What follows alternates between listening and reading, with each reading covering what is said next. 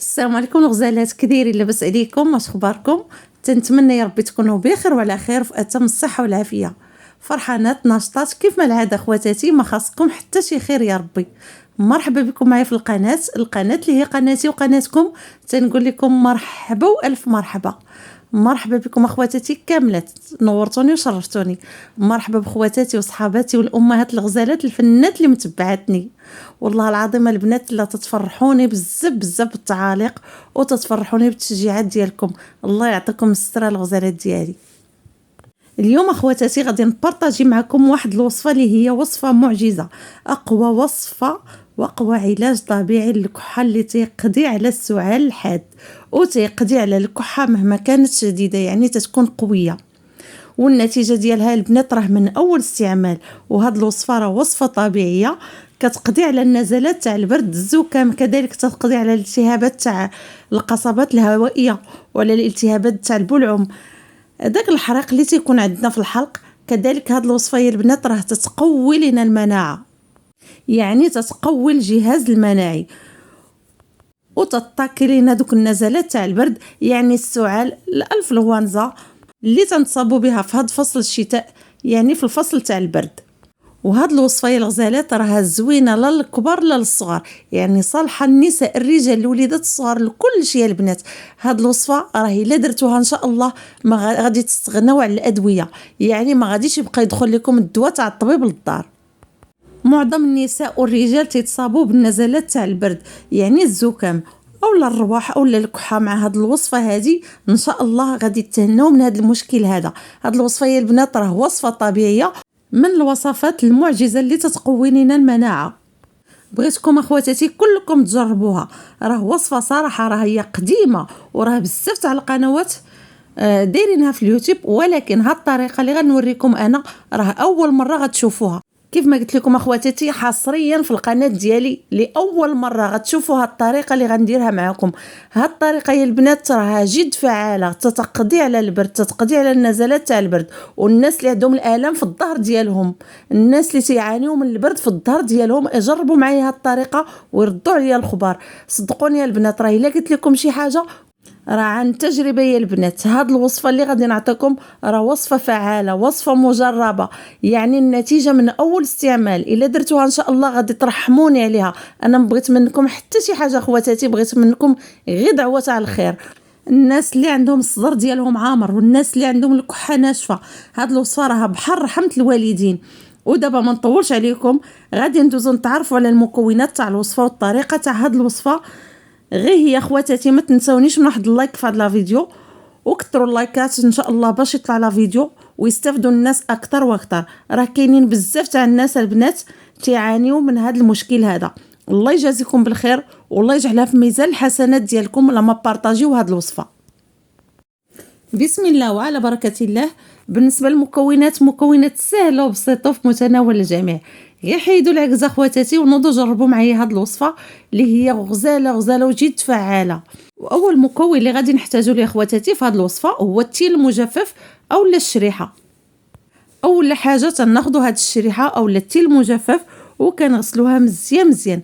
المهم اخواتاتي انا شريت رابعه تاع الشريحه، ديك الشريحه اللي تتكون صغيره، الشريحه البلديه، ماشي ديك الشريحه الغليظه ديك المنفوخه، غير الشريحه العاديه البنات. انا غندير رابعه وانتم ديروا الكميه اللي بغيتو. بالنسبه للتين راه فيه فوائد عظيمه سبحان الله، راه تيقوي لنا المناعه ديالنا وكيفيد لنا الصحه ديالنا. والتين راه مذكور في القران الكريم، فهو شفاء لبزاف تاع الامراض. راه مزيانه البنات للذات. كيف ما قلت لكم اخواتاتي تناخذوا هذيك الشريحه وتنغسلوها مزيان، نغسلوها 2 مرات حتى 3 المرات باش يحيد لنا من هذاك الغبار او دوك الحشرات اللي تيكونوا فيها. المهم ضروري تغسلوها. ومن بعد تنشدها تنسقطرها وتنشد واحد المنديل اللي تيكون نقي وتنشفها مزيان كما تشوفوا معايا البنات. راه الطريقه تتوري لكم كل شيء.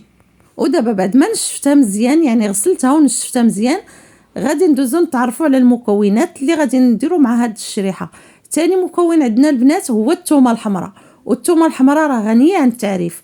دائما البنات الثومه الحمراء راه فيها فوائد عديده لا للصحه لا للشعر لا لكل شيء البنات.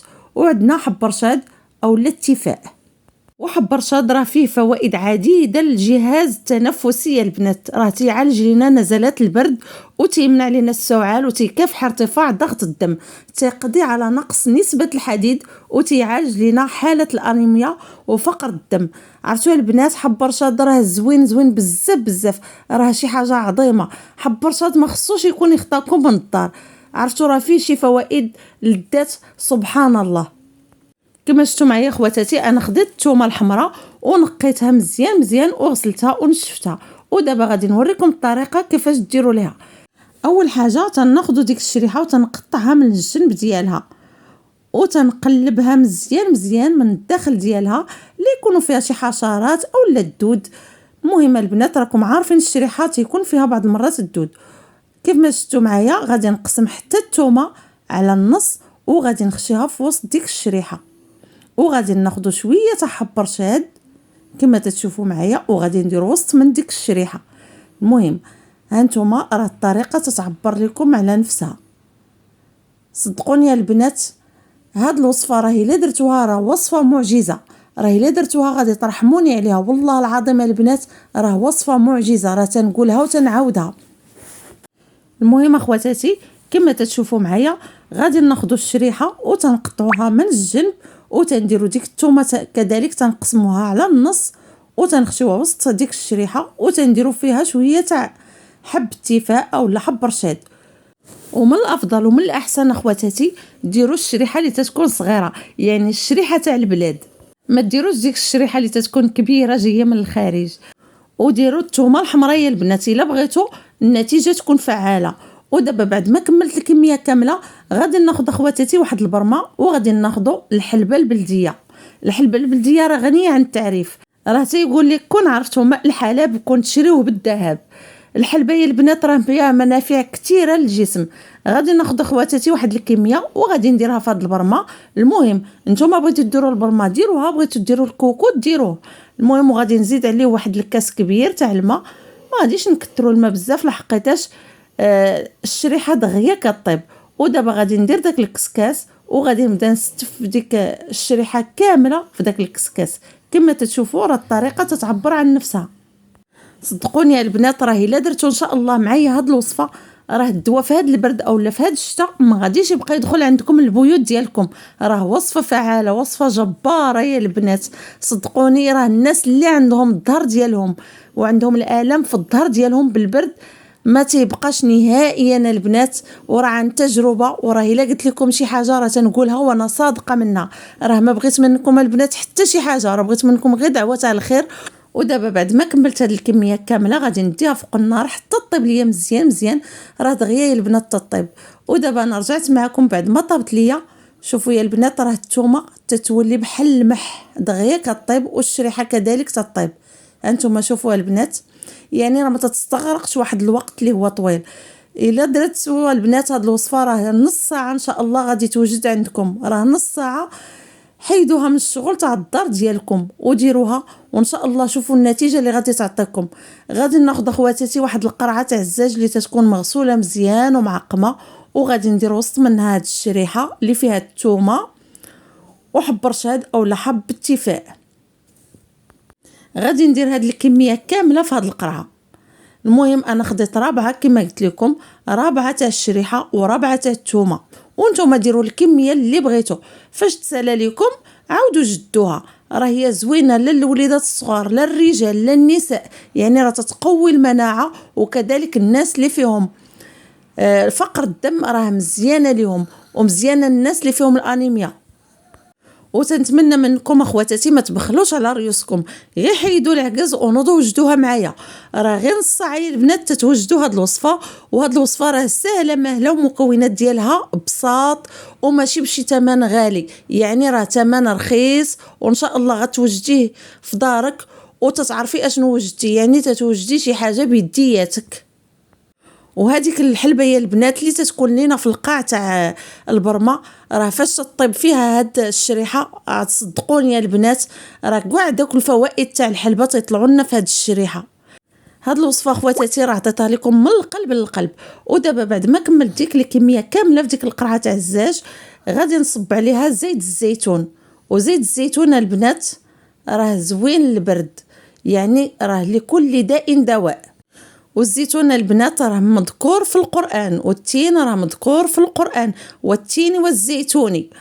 هاد الوصفه خوتي خواتاتي راها زوينه للدار كامله، يعني الوليدات الصغار الكبار للرجال النساء لكل شيء. غير تحسي اختي بالبرد اولا تحسي بالحلقه ديالك تيحرقك اولا تحسي بالكحه بغات تبدا ليك، خذي منها يا اختي واحد الشريحه اللي تيكون فيها واحد شويه تاع زيت الزيتون وكليها، راها زوينه، راه صالحه للكبار والصغار. والطريقه ديالها راه جد سهله، يعني في الصباح تقدري تاكلي منها واحد الشريحه مع شويه تاع زيت الزيتون وتبقاي واحد نص ساعه وهي اللي تمشي تفطري. وكذلك في الغداء كذلك ديريها. وقبل النوم، قبل النوم البنات راها زوينه زوينه بزاف بزاف. عطوها لوليداتكم فاش يبغيو ينعسوا، عطوها لهم واخا ما يكونش فيهم لا كحه لا برد، اعطيها لهم باش تقيهم من نزلات تاع البرد في فصل الشتاء، باش ان شاء الله ما يتصابوا حتى بشي حاجه ان شاء الله وباذن الرحمن. شوفوا اخواتاتي، راه وصفه فعاله ووصفه جباره، تنتمنى يا ربي ما تخطاوكمش هاد الوصفه من الدار. وفاش ديري اختي سدي عليها بواحد الغلاقه وديريها في شي بلاكار، وفين ما بغيتي تاخدي منها غادي تاخدي منها الكميه اللي بغيتي، راه ما كتخسر ما كتضيع. غير هي خوتي وخواتاتي ان شاء الله فاش ديروها وتلقاو عليها واحد الشفاء التام، رجعوا كتبوا لي في التعاليق. الله يرحم لكم بها الوالدين والله يجازيكم بالخير. وبارطاجيو هاد الوصفه قد المستطاع، قد ما لقيتو تبارطاجيوها بارطاجيوها، لحقيتاش كاينين بزاف تاع الناس تيعانيو من هاد المشكل هذا. ودابا بسلام عليكم، خليت لكم الراحه والهنا، الله يعاونكم.